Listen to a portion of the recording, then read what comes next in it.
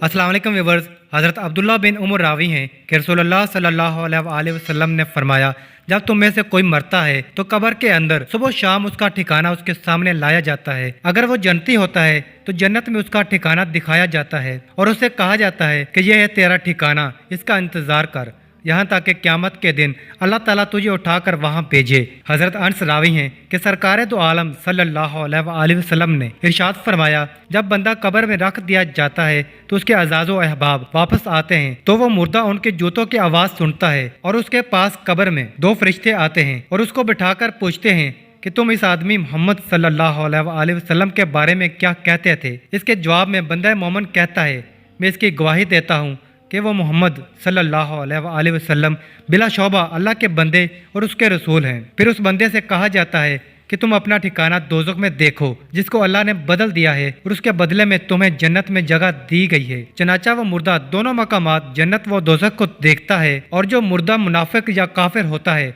उससे भी यही सवाल किया जाता है कि इस आदमी यानी मोहम्मद सल्लल्लाहु अलैहि वसल्लम के बारे में तू क्या कहता था। उसके जवाब में कहता कि मैं कुछ नहीं जानता, जो लोग मोमिन कहते थे वही मैं भी कह देता था।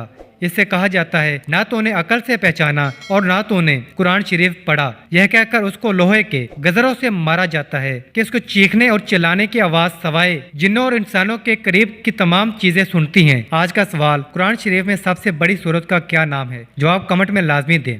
मजीद अच्छी वीडियो देखने के लिए चैनल सब्सक्राइब करें। जज़ाकल्लाह।